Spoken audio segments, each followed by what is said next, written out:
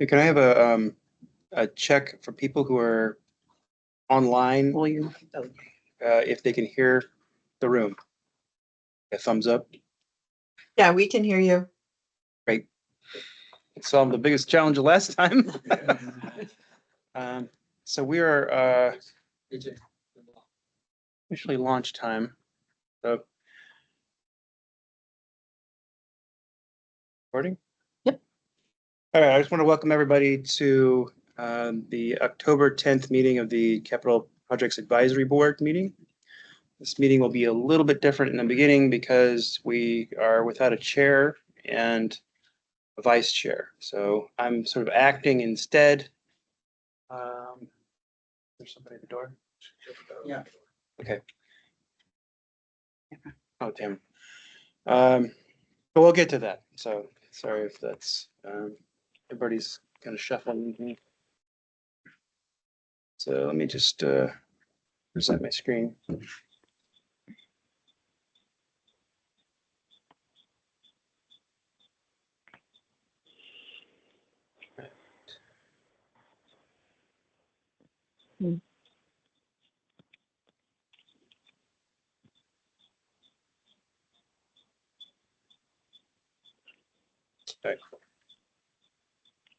Okay, so this is our agenda for today, this meeting.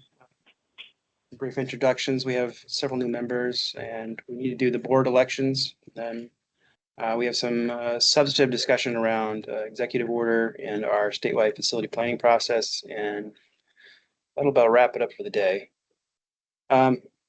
So we've had kind of a busy summer of trying to get some appointees to the board since we had some departures, and we have Dave Lentz, who can introduce himself, Maddie Sauter from the City of Portland, and Kent Yu. So why don't we just take some time? I budgeted just where everybody can say who they are, what they do, and just kind of get that one big process here. So Dave, let's start with you. Good morning. My name is Dave Lentz. I'm a senior project manager at OTAC. I'm an architect and a career owner's representative, managing architects and contractors for owners. I'm very proud and pleased to be part of the CPAB. Thank you very much. Looking forward to it.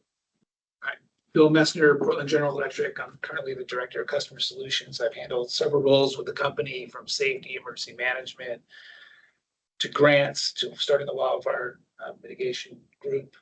And now I'm on the customer side. Okay, Kent Yu, I'm a structural earthquake and tsunami engineer.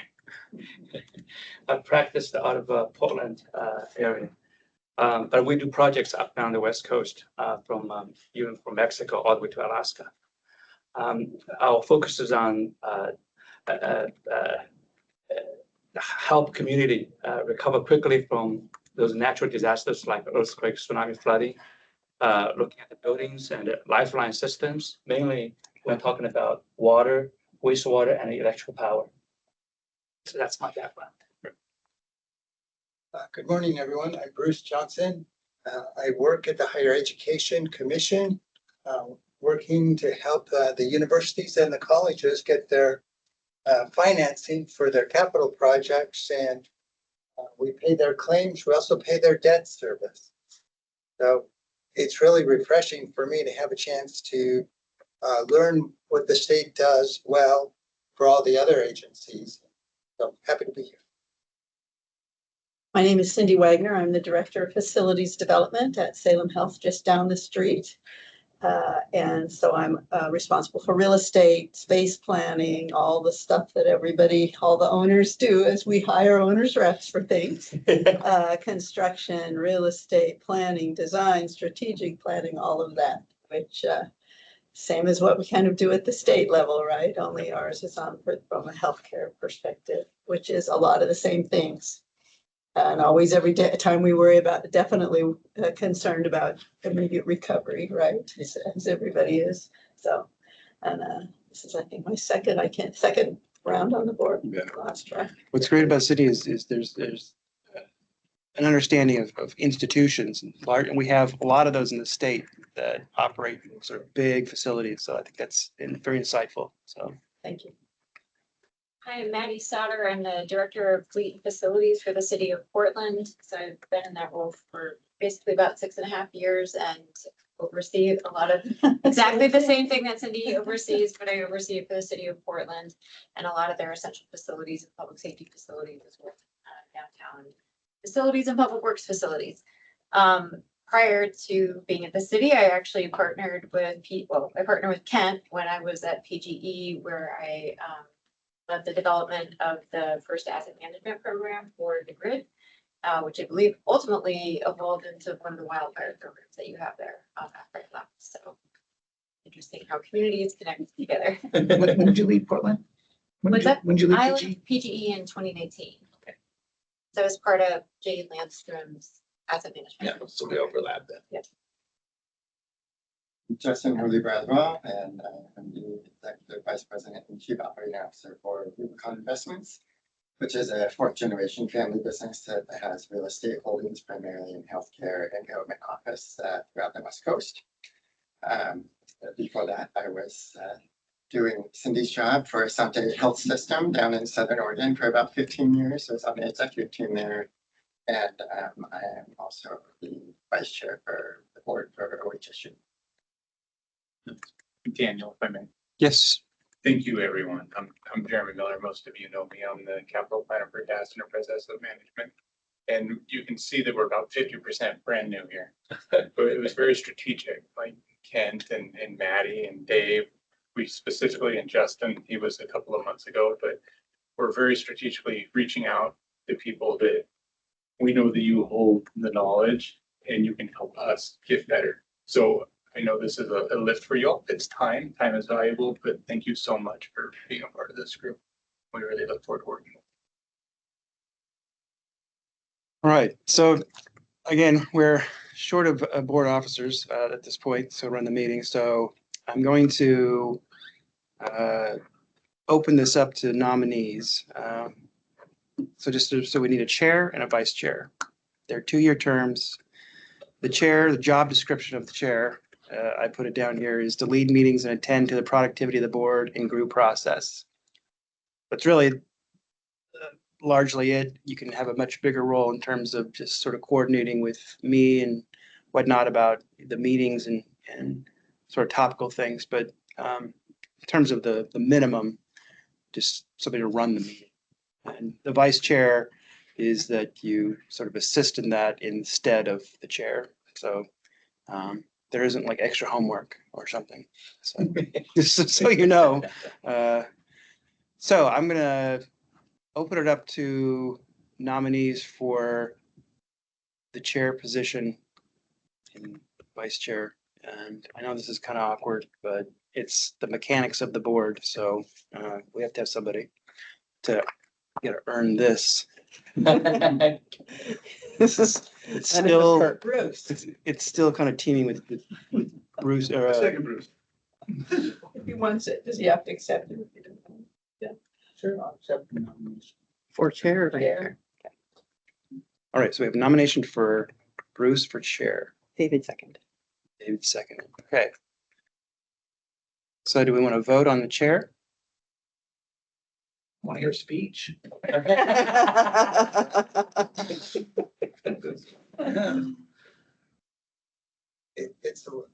think it's a great work that's going on here. Yeah.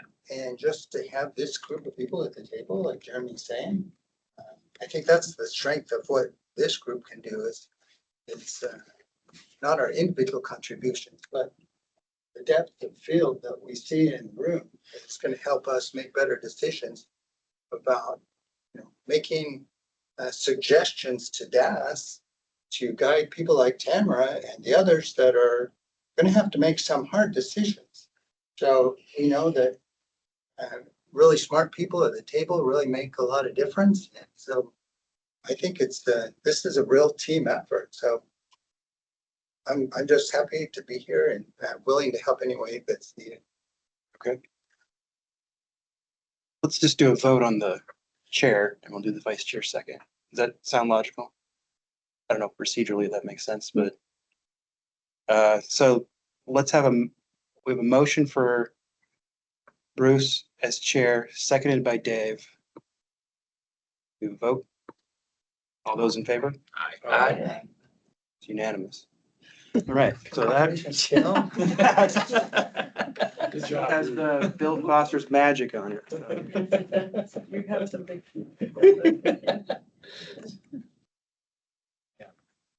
How long was Bill chair? He was chair for. Oh, 6 years. Yeah, at least 6, right? All right, so let's open up for, Serving, or what would you? Whatever you need from me. Yeah. I don't let's have- do nominees for vice chair. Vice chair again. No. You're nominating yourself for vice chair. Sure. All right, do you have a second? Second. We have a second. We have a vote. All those in favor? Aye. It's unanimous. This is so painless. I love it. This is a gift to me on Friday. All right. So next we're going to transition to talking about an executive order that was recently passed, and we have Jonna from the Jonna, would it work better if I just minimize this sharing and so you're front and center? I think that's what we'll do. There we go. Sure. Need reference or are you okay? I'm okay because I've got it in front of me. I have I have the text of the executive order in front of me, so that's fine. If other folks, except are you all still looking at the slides in the room? Can you tell just what are you looking at? Well, we Look at a screen. we're looking at you. Okay. Cool. That's fine. I'll actually, okay, yeah. Do folks have, well, let's see. First, let me introduce myself. Hello, my name is Jonna Papa Evsemiou. I am the Oregon State Resilience Officer. I work in the Office of Governor Tina Kotek, and I am a policy advisor on disaster resilience, emergency management, and long-term recovery. It is a pleasure to be here with you all today. And I'm sorry that I'm not in person. I hope to be, if I get invited back in person in future meetings. Portland Public Schools has no school today, so I'm home with my kiddos. But I'm especially sorry because I see a couple old friends who are new to you all, but Kent Yu, who actually helped me, advise me in developing this executive order, and also my dear friend Maddie from the city of Portland it's awesome that they're on this group, and I know we'll have a lot to contribute, and I look forward to getting to know other members of the group because I think we might hang out a couple times as we work through this. This is the governor's executive order on seismically resilient buildings, which she issued in September after about a year of working on it, a lot with folks in DAS facilities and also with folks in facilities at other state agencies. And it reflects kind of, I think, the best part of our resilience work. Being honest, doing emergency management and disaster resilient emergencies always like kind of jump to the front, whatever, wildfire season or flooding. Right now it's a federal response and everything that's happening in Portland. So that can take up a lot of time, but really, I think folks in this room appreciate that the place where we have the real wins is not when we're constantly putting out fires and fixing things that are broken, but when we develop long-term strategies to build resilience over time, so it's so that we don't need to do that last-minute emergency stuff. And this, the governor's executive order on seismically resilient buildings, is totally that. It reflects really a very long-term vision of how we build seismic resilience in our facilities over time. And it has, I'm hoping folks have seen it. I think it was in the meeting packet. But I'm just to briefly summarize it. It has two parts. The first part is about new buildings.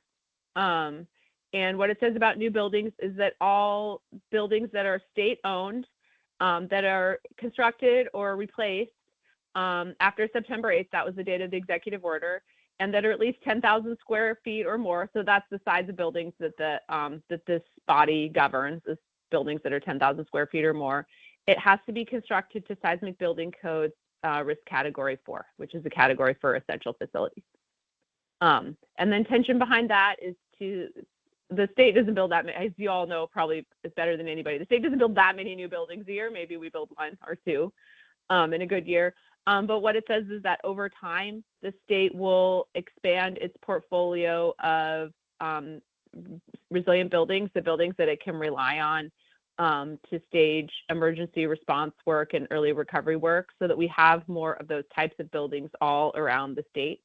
And it's indifferent to the agency that owns the building or the purpose, because what it reflects is that after a catastrophic emergency, if the state has a few functional buildings, then those buildings will be repurposed to meet the needs of the emergency. And I don't care if your building was originally for the, chiropractic board.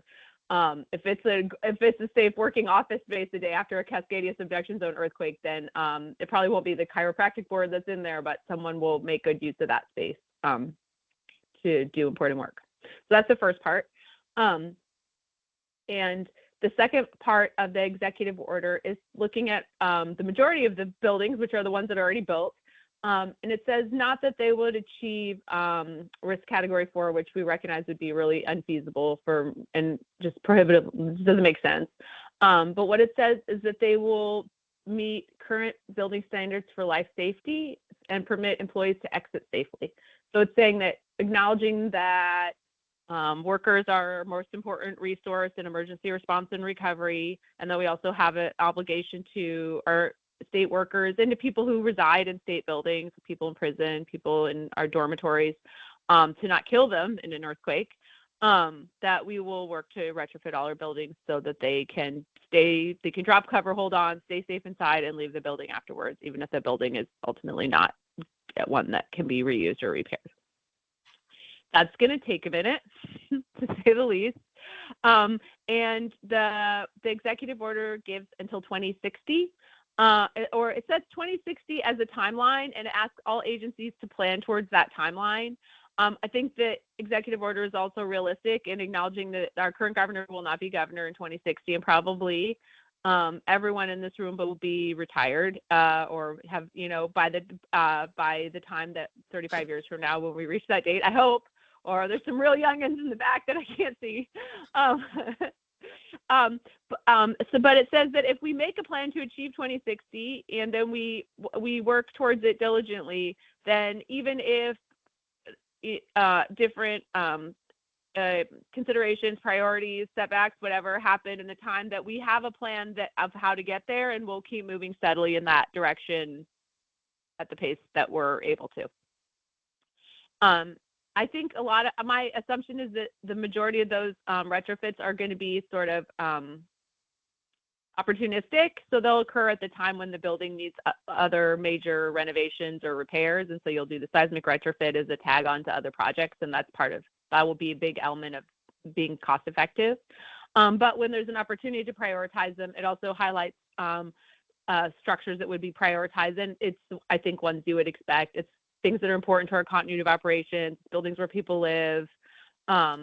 It's structures that are for first responders. It's very large buildings that just have a lot of capacity of more than 50,000 square feet. So those are the buildings that we come to the front. So that is, in summary, like everything that's in the executive order. And then the last important part, it says that this body, the Capital Projects Advisory Board, will establish reasonable standards, plans, timelines, and processes to accomplish these objectives. And so it puts the work of figuring out how to do the work back to the experts, which is not the governor's office for sure, but is the folks in this room.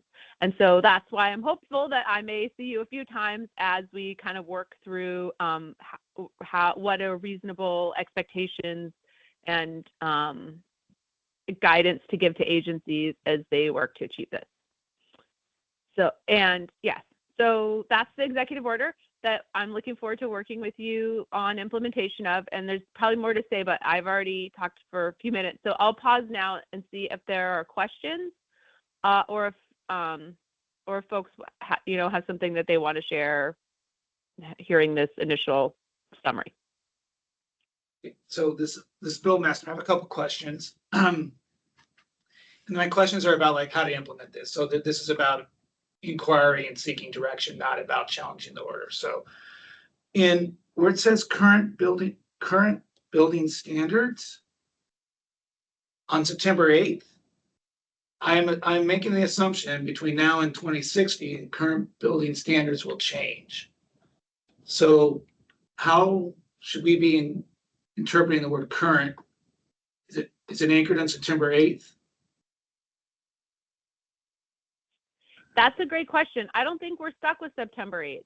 I Okay. think that I don't. In fact, we're definitely not. What I would say is that something we discussed in the office and then we finally decided like we don't have to make this decision because we're not the experts again, is there's a lot of cost benefit in this, right? Like fundamentally the idea here is that our employees are safe, our people that live in correctional facilities are safe, they don't die, and they live through the earthquake and they get to exit the building. And then how do we set a standard that's the most effective to achieve that? I think if this group said, you know, we think that the current building standards are adequate, we acknowledge they're going to change in the future, but we just want to take a snapshot of the building code right now and go with that. I think that was your recommendation. I would be fine with that. We would be fine with that. If you want to say it's the minimum building code that's in place at the time that the project is initiated and they need, you meet the code that's in place at the time, then I think that's also, I think that would also be adequate. I also think that the current building standards implies there's like one standard, but of course there really isn't, right? And safe exiting is like opens the door. That's a pretty low bar. And so I think it's also to this group to say, like, is it really just like you can like escape and then that's it? Or because even the life safety standards may be a little higher than safe exiting. So that's a long answer to say, like, no, that is the place of flexibility that you've identified. And I would look to the wisdom of this body to say what is reasonable. All right. So thank you. And then my other question. So to me, we have the ability to have it be a rolling standard. As time goes Yes. on, we get smarter as a society and everything else, we can keep ratcheting the bar up. The other question I have is this on, office buildings over 50,000 square feet. And maybe to you, Chair, this is a question to you, is that just because there's an office building over 50,000 square feet doesn't mean there's people in it. So Right. I would think that we have flexibility if we're trying to prioritize projects and there's a project like below that, this priority, and I'm looking at this as a priority list. That's the way I looked at it, is that we can go down a level and say, okay, that 50,000 square building is empty. So we're going to go to the next project below that. No, totally. Yeah. This isn't intended to be like to say that like buildings over 50,000 square feet are more important than structure supporting activities of first responders. It's just saying that those A, B, C, D, E things on the list are all like those would be more important than other whatever. Okay. I don't know why else we pick buildings. But it's not a ranking of priorities. I should not be. No, it's not a ranking of priorities. Okay. All right. Helpful. Thank you. That's all the questions I had. I have one clarifying question for you, and that would be, since this body is for state agencies other than universities and colleges, is the intent of the executive order to include all the public universities that are governed by their independent boards? No, it is not. That's a good question. And that's also something we discuss quite a bit because those are state-owned buildings, but they don't fall, as you just said, they don't fall under the purview of this board.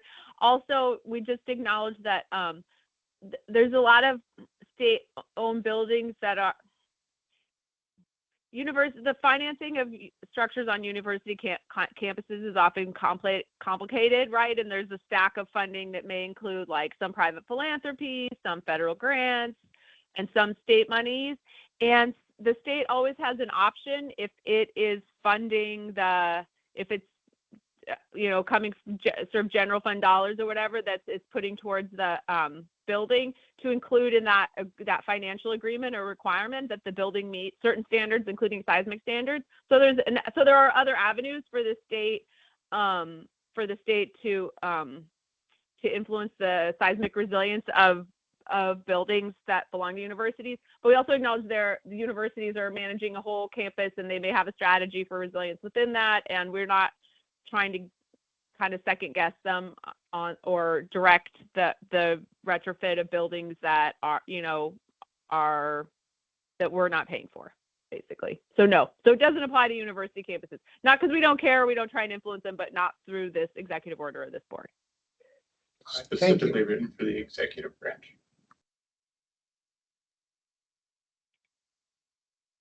Yeah, I have three questions. So it's helpful to know that A through E under 3 that's not a prioritized list.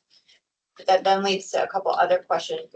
Is the goal of, or is the request of this board to come up with a methodology or to propose a methodology for making prioritization based on risk or whatever one might want to do for 3A through E, or are we to leave that generic because there's lots of different applications and we want to give agency to those organizations in terms of how they rank those things?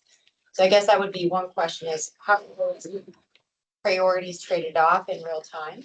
And then that relates to the next question, which is regard to the cost effectiveness analysis. Is there an existing prescriptive way that the state does business case analyses or determines cost effectiveness? I'm just thinking, if you have a particular region that would prioritize things in a certain way, and they run their benefit cost ratios or their business case analyses, I don't know how that works with the state. You know, that something would pencil out over here because they're looking at it this way, but in reality, statewide, those dollars are perhaps better directed over to a different region for a different application that maybe would be higher risk or achieve more risk mitigation. So I guess I just don't know how the state works, and maybe that's a little bit of backstory that you could help fill me in. Jonah, would you like me to take that one? I have a thought on the first part about prioritization, and I totally need you to answer the second part. Although I totally need you to answer the second part, but maybe can I start on the, because what I understood the first part of the question is, does this board need to like prioritize all the buildings of the state for retrofit? And I think that the answer to that is, or by. Not that the board would prioritize. I don't think that's probably realistic because I think there's 5,000 buildings or something, but rather is the board to say as a flow through to the agencies, here are the things to consider, or are we to provide a method to help think about risk within these categories and how people may make risk trade-off decisions or risk evaluation decisions? More a method, or is this the method? And we say, here are the things that you're thinking about when you're doing your rankings. I think it's more the method. My expectation, I was hope we'll get, maybe we'll find more time to talk about this, but I think what is going to be really helpful for this body to do is to provide some guidance to agencies and for them to make a plan and then bring the plan back to the board for the board to look at, if that makes sense. So we might say, like, this is the executive order and these are the standards that this is what we mean by current life safety, and this is what we mean by risk category 4. And in terms of prioritizing that, here's our our best guidance and advice about an efficient way to accomplish this. And then we want you to look at your portfolio, make a plan, and bring the plan back to the board. And then the board would review the plans and say, like, yep, we're in accord. Like, this is a great this is a good approach. We support you to do this over the next 35 years. Or they might come back and you're like, yeah, we don't think this is realistic. This won't get you there. Or this is going to be not cost effective. Like, explain to us why you're doing it this way. And so have some dialogue with them when they give you their plan. But I think the first job will be to like give guidance to agencies so they can make those plans. Does that make sense? Yep. Thank you. And in terms of the cost, like how we evaluate the cost efficiency, I think someone else should. That's a question that applies not just to seismic, and there's probably someone else who could answer better, who said they wanted to do that. I'm going to kind of answer both a little bit to add on. So where we're at today is that I've been working with the Jana for the last year. DAS has been. We've been partnering. We've evaluated the EO. And so we have to do an implementation plan. How are we going to pick up this body of work? So the ask isn't for the board to answer these questions. The ask is for the board to evaluate the work that we bring forward to you. So as far as we're supposed to create standards. I've already got a team that's working on that. They're kind of teasing that apart. And where we would really like your help is, this is what we came up with. Please pick it apart, find holes. The reason we said, hey, this is perfect for the Capital Planning Advisory Board is because we know that all executive branch agencies have to bring forward their projects. And within that, what I would like to see is us to add data points within those presentations for a project to ensure that they are within the priority list, that they are meeting the recommendations of the standards, so on and so forth. Where are they in the continuity of operations plan? And that way you guys can compare it to these plans that they have to develop. So this first CPAB season, we're right on the precipice of it. So we're not going to make a lot of movement on this. But what we could potentially do is, and this is something we want to bring back, we'll probably ask you all to come to an extra meeting. That's not too terribly bad. But I think this first CPAB round, we could say, bring us a list of all your facilities and where you think they are seismically. That would give us a foundation, because then we have Tririga here at DAS, where we just created the facility condition assessment module, and we can add data points within that condition assessment module to where we can then get an enterprise solution to be able to evaluate all the facilities, and we can update. And we have the data set, right? Plus, we have to tease apart what does per region mean. So, Ken, welcome to the team. We're probably going to lean on you a little bit, but there's different building standards throughout the state per region. And so we're going to have to tease all of that out and make recommendations so that agencies have the ability, when they're contemplating a project and how to price that project, what is the standard I'm building to? So our intention at DAS is to build a matrix, a rubric, outline of a project that people can just fill in the gaps. And then when they come and present, we know that all these data points are founded. We have a value, a cost estimate to where we know what we are, what you all will be approving to move forward to see if we can get it funded. So, and we're willing, if anybody says, hey, I want to be a part of your implementation team, Jeremy, more than happy to take all the advice and thoughts that you have. But I just want to make it real clear that we're anticipating bringing the information to you for your. That makes sense.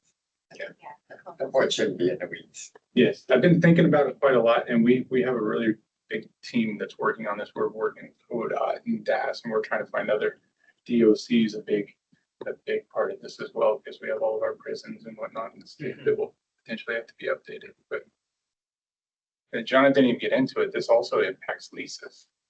Leases that are over 10 years, 5 square feet. And so we're going to have to put some standards into that so that we can speak to the public and let them understand what it is they're going to do to their privately owned buildings. Excellent answer. Thank you. Yes, Thank and you. That's very helpful. we're building, we've only met twice on it so far. I do see the first point about, building to today's life safety standard, or however that worded, is not worded properly. I think that you're going to have a lot of legal problems with that. The word current. Yeah, current's going to be a problem. I agree with you. I would really suggest that you don't be loosey-goosey on your opinion of how that's going to work out, and that staff needs to come up with something of what that truly means. Is that the current standards of that day, or is it the current standards of this order? I think that that's going to get you caught in the long run as being a bad translation right now. As was suggested, as a rolling standard, that effectively is the building code of the day the project comes up, because the rolling standard is the building code. But that's not how it says it in there. I know. Yeah. But I do what think, you're asking. but I do think that needs to be our position. So that would be my suggestion. Otherwise, go get the order re-signed. Because right, even with that, the life safety standards that are in here are the building code today. And that's where that would be an item that we bring to you. So in Tririga, we'll have every state-owned facility. If there's an upgrade to life safety in 2040, I don't see how we could have an expectation that it would have to meet the 2060 code. But we'll have to just, make sure that we all agree, and that will be a rule that we would make within that data set. Otherwise, we would never catch up. Yeah.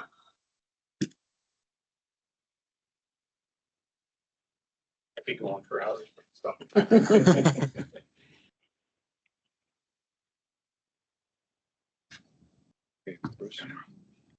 All right, let's proceed to the next agenda item. Thank Is that, do we have any other comments or thoughts on this for Jonna, since she's still here with us? Is that it?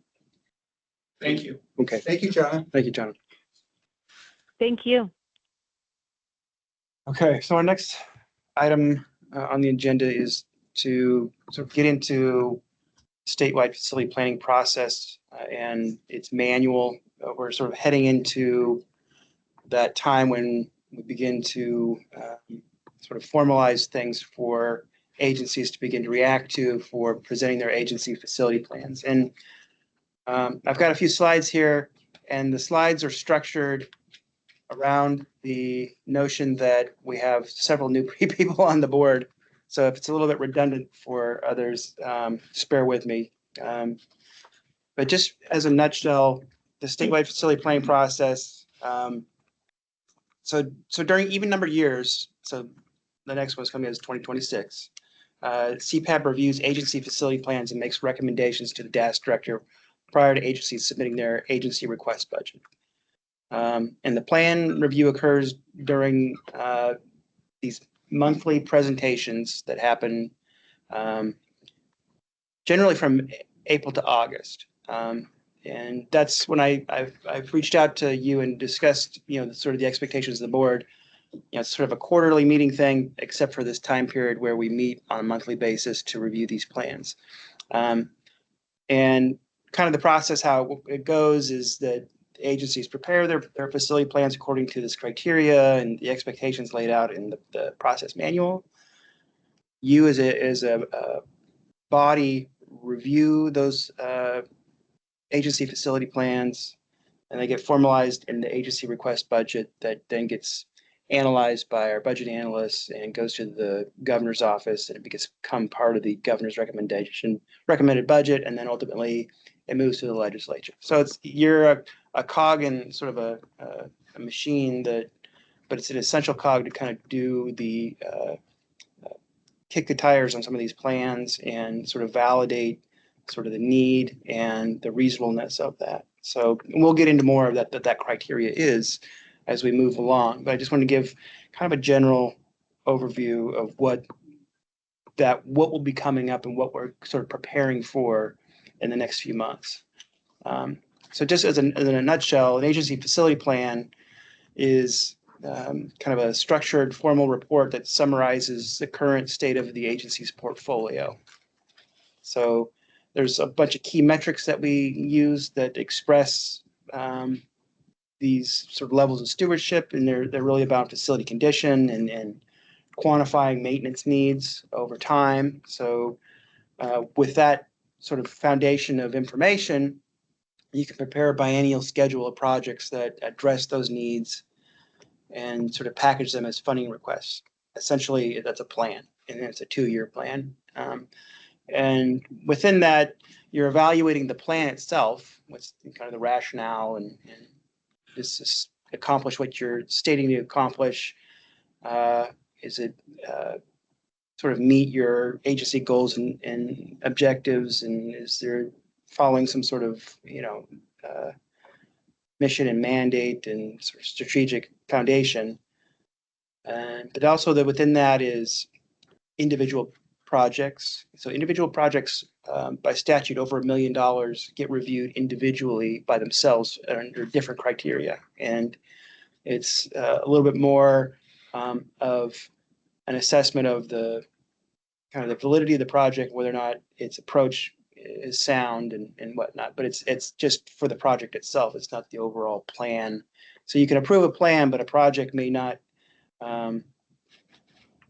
be fully developed or something like that. That can happen. But so we make time for both of those things to occur within the process. And down below, this arrow kind of indicates for the planning part of it, the agency, there's these sort of sub processes that we are kind of daylighting to you because we reference them to some extent when we talk about the plans and whatnot. And part of it is this data management component, which Jeremy alluded. We have a system called Tririga, and it allows us to, on an enterprise level, house all facility data, including condition, and we're working on sort of building that out, but it gives agencies the opportunity to update their records and fill in missing information and sort of close out projects that have been completed. So there's a whole data management component that nobody sees, that is really what the agencies largely kind of sweat over a lot of times. And then within that, the capabilities of Traeger is analysis and reporting. And so you can, through those reports and your analysis, you can formulate a plan about what you're going to address and what projects that make sense to to kind of get your facility condition index to a certain level, or whatever your stated goals are. And that constitutes this sort of planning component. And sort of right between the planning component and the funding component is where CPAB plays a role. And so you evaluate the plan and sort of recommend it moving forward in the process to the sort of funding gauntlet, which I've explained has to go through a series of different phases where it becomes an actual project that is funded, and then ultimately execution is the end goal. So that kind of shows where these sort of sub-processes fit within where they intersect where CPAB's role is.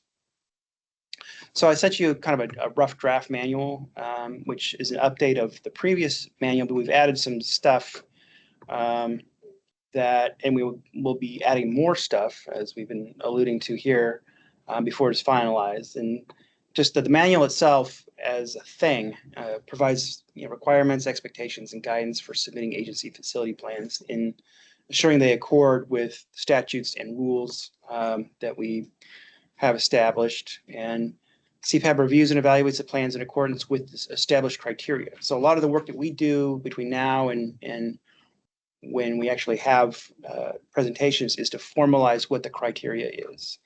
There's a basic kind of expectations, and then there's ones that we kind of evolve over time. And for instance, seismic is a clear example of that, but energy use, just sustainability in general, just a lot of different things that we find sort of topical that maybe we didn't address last biennium or something like that, but it sort of came up a lot. So we kind of fine-tuned the criteria that the board members use to evaluate a plan. So it's uniform. That's the thing, is the plans are individual, but the sort of assessment there's sort of a uniform playing field for board members to be able to engage with them, review them. And again, the review criteria is reevaluated each biennium to ensure compliance with the goals and what are now mandates.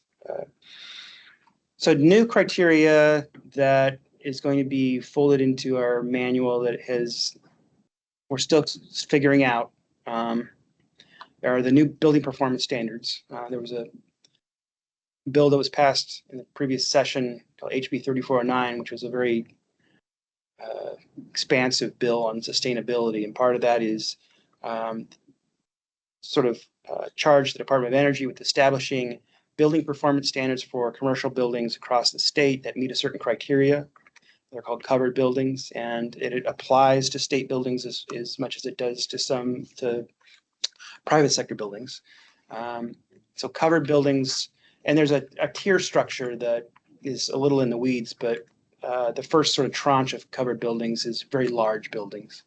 And what they need to do is they need to meet a new target energy use intensity value that was developed by the Department of Energy and for that particular building type and region. So they're similar with construction, there's regions for climate. There's only two, so I don't know, I'm kind of overstating that, but there are variables that affect that, and agencies will need to demonstrate compliance. If they're not in compliance, they're in conditional compliance, and what is their plan for getting to compliance? And it's all based on a modified version of what's called ASHRAE 100 standards, which are sort of an HVAC group, but they establish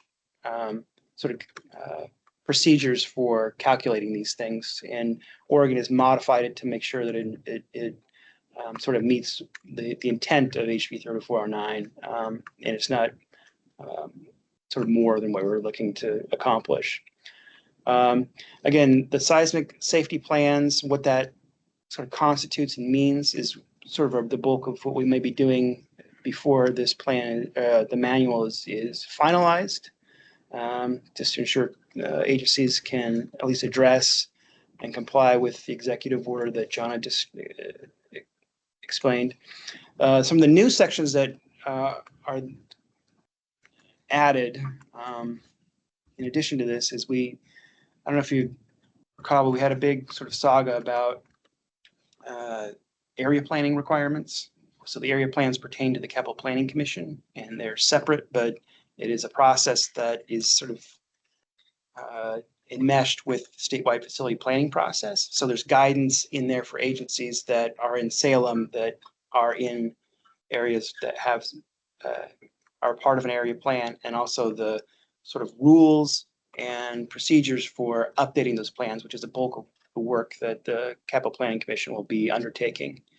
And then lastly is this data management component is since we have a new system, and this is the first biennium that we're implementing this system for agency use, we have to, I think, provide better guidance in terms of how to ensure that the data is in the system and it's functional and it's quality, and we don't have an array of null values that, so we still have some work to do, but there needs to be some procedural parts that could guide agencies because they're doing the work themselves in Tririga.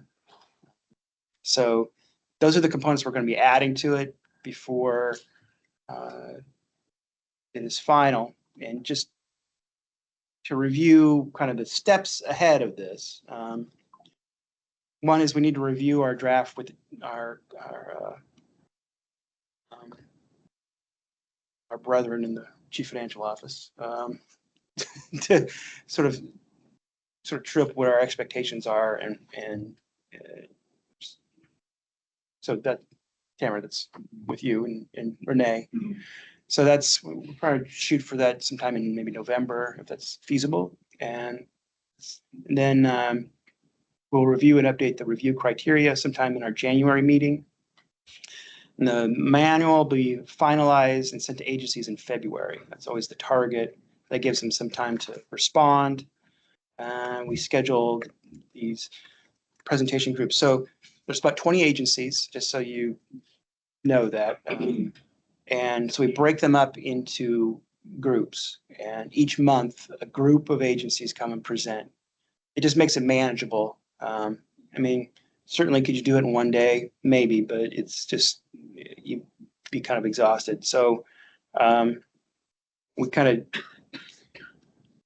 have it set up where like smaller agencies go first, and the larger agencies that maybe take more time to prepare their data go more in the latter months, and that seems to be working out okay. I think the schedule of that may be, we'll have to reevaluate that, whether or not we have a situation that we did last biennium where the governor's office wanted to review first, which made us shrink down to 3 groups. So that is probably key for us to discuss. And then in April, we have a process kickoff. So that kickoff is where the board has its criteria and relays that and any other answers or questions to agency folks that show up sort of as a, it's a general kickoff meeting, where it is the board's chance to say these are our expectations and our recommendations for your agency facility plans that this is what we want to see from you. And I think agencies appreciate that.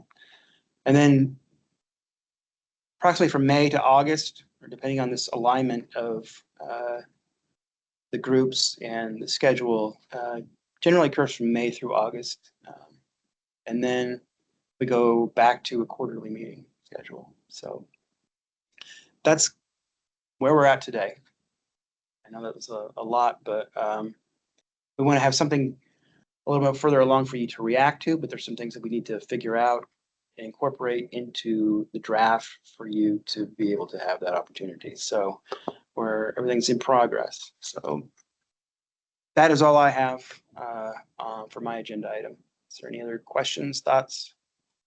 Maybe from Tamara, if there's additional insights in preparation for the budget kickoff, are there some extra work you're seeing that we might be aware of? Well, we're just in the process of revising and revamping our budget timeline and guideline for the 27, 29. We've already planning for that biennium, and so we'll be looking at budget instructions, which will include obviously instructions about capital projects. And I actually just sent Renee an email so that we make sure we incorporate that in, and whether it's going to be the same as what I'm assuming it'll probably be the same as it was the last time around with the governor wanting to review. And then but we're working on that stuff right now as we speak. So more to be determined, what I will say. This is really helpful, just knowing that we have kind of the template from the last budget instructions, and we know that you're seeking more collaboration and communication back and forth. We find it very helpful at agency level just to know, okay, this is what you define as the timeline, and Daniel's beautifully laid out the expectations of when our big time is really going to be in April and May, when we review a lot of presentations. But it'll be really important for us to confirm early on to the agencies, here's kind of our shared expectations on what we want to see you bring to the table. Yeah, and that'll come out of the guides from the CPAB guide. And Really, it's just on the margin. If there's Yeah. anything that's changed. yeah, I don't see any significant changes from last time, other than we probably won't be approving as many projects because we probably won't have as much money as we've had in the past. So Oh, that thing. That'll help us understand the capacity. I'm sure the debt capacity is an important consideration. Oh, absolutely. We know that you work closely with Treasury on all those kind of considerations. Chair, I just have a logistical question. Dan, can you remind me, are these reserved on our calendars yet? These meeting times? Not yet. My suggestion is get placeholders as soon as you can. Otherwise, I'm going to have conflict. I'm sure we all will have conflicts if they're not. Oh, yeah. Maybe you and I can meet, or the three of us, four of us could kind of confirm the schedule, and Amy will count on you to help put those placeholders. That totally helps us because people book out like physicians. They're booking out a year in advance. So we want to keep up. No, we in the past sometimes send just a monthly recurring meeting and just cancel the meetings in between, just in case we need to have something, or if there's some sort of shift in the schedule because of some other circumstances, then at least somebody's got it on their calendar. Yeah. So we'll do that soon. Immediately. Always easier to cancel than to schedule. So. Any other questions? Especially from new people, anything that's sort of triggering that you want to discuss or confused about? Nothing in particular here.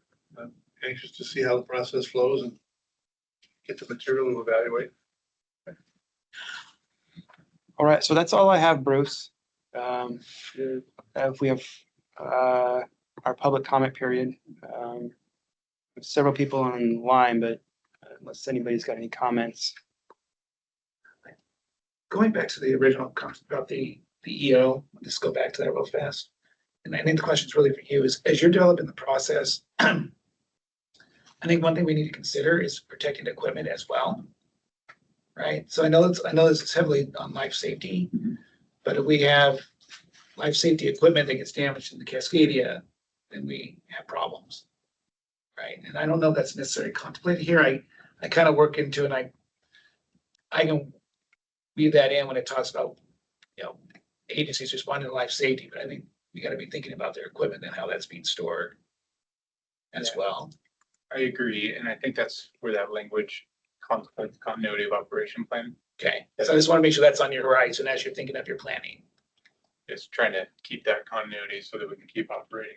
Yeah. Or as far as the equipment, it protects some of it, but there could be further investment. It could be something that we could weave into the, maybe you should think about doing Right. this for the type of building, but that's a good point. Is that information captured in COOP plans or kind of, I mean, Every agency has to have a backup facility in case of a significant event. And that's something that the state has been working on. There's several different versions of that, and so this will play into that. I have a question. So how does the continuity of operations plan get tied to the emergency support function and after disaster? Because when we after event, whether it's after disaster, we're gonna respond and recover. Generally, we're gonna follow the FEMA's framework. Essentially, is that we have state level have emergency support function, at FEMA level we always have that. So, I'm just curious how is that, when the agency developed their business continuity plan, how the ESF, the function, essentially was integrated into their plan process. I'm gonna ask Jonna if she heard that question because she's working with OEM, and frankly, my role in that is facilities, and so I don't want to miss that there. What this question was, how is this work integrated with, or how is the planning work integrated with the continuity of operations planning for agencies? Yes. That's a great question. I think it varies. My sense is that it varies a huge amount by agency. I don't think that there's a requirement that it is. I'm hopeful that in some agencies they still may be having that good conversation and that they're built together, but I don't know that that's the case.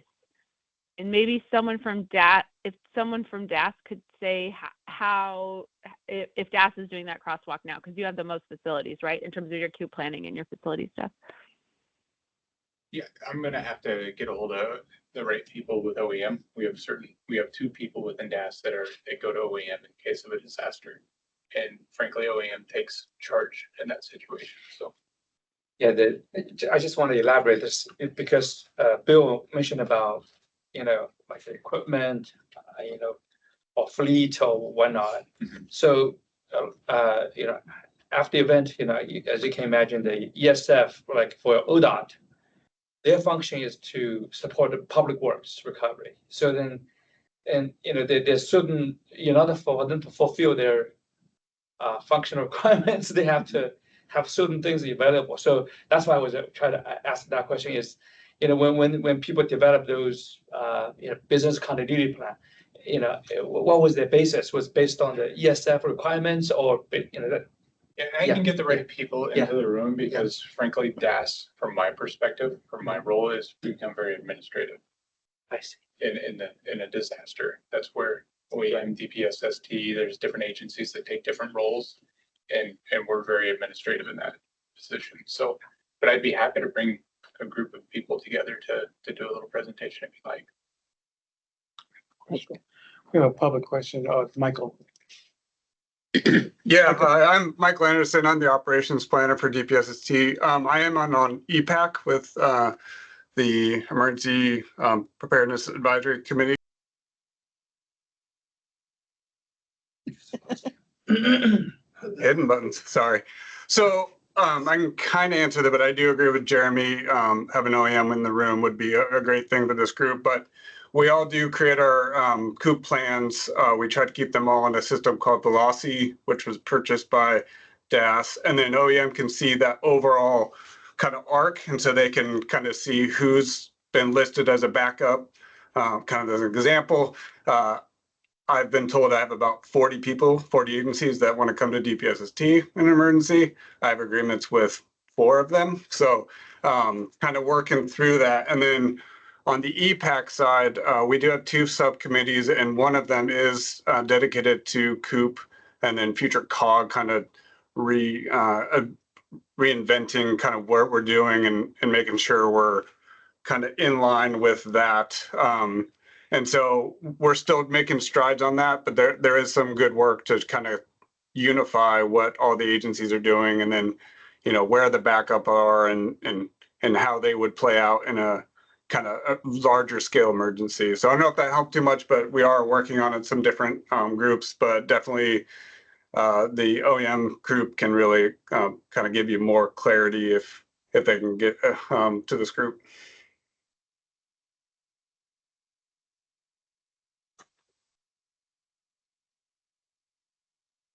Thank you, Michael. Any other questions, either from those online or from any of the board members?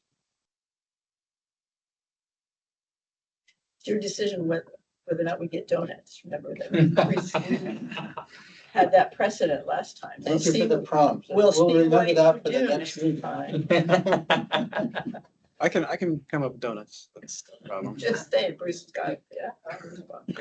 Yeah, he has responsibilities now. Yeah. Sometimes I bought in the donuts and they don't get consumed. I know, that's why Bruce decided. Okay. So I feel. I do see that we have some guests, some other guests from Dash Capital. Is there anything from the Dash Capital team that you'd like to bring to our attention? Not at this time. That's not that I can think of. Thank you. I think they were listening in mostly because of the executive order and what the process was going to be with CPAB. Jay, I do have a question. Is there, if I just have follow-up questions to make sure I understand the scope and scale of sort of the state, because I haven't worked with the state before, can I follow up with you on that? Yeah, definitely. We can. Okay, awesome. You can reach us at any time, have our phone, email, and we'll schedule a time just for any essentials for any team member. If you want to schedule any time with me or Bill, can't speak for Bill, but I will be glad to walk through any agency basics that will help you to understand the work that is in front of us. Yeah, like just, how much money is typically spent on capital every year? What's the deferred maintenance backup, just to provide some shape and size? Yeah. All of that is available. We Okay, can help you with that excellent. kind of thing. Thank you, Matt. I think we're good to adjourn. Short meeting today. All right, a moment of gratitude for Jeremy and Tamara and Amy and Daniel and everyone at Dash Capital and Jonna and everyone else that's contributing to this work. Thank you all. It's all about us working together. So with that in mind, we'll adjourn this meeting.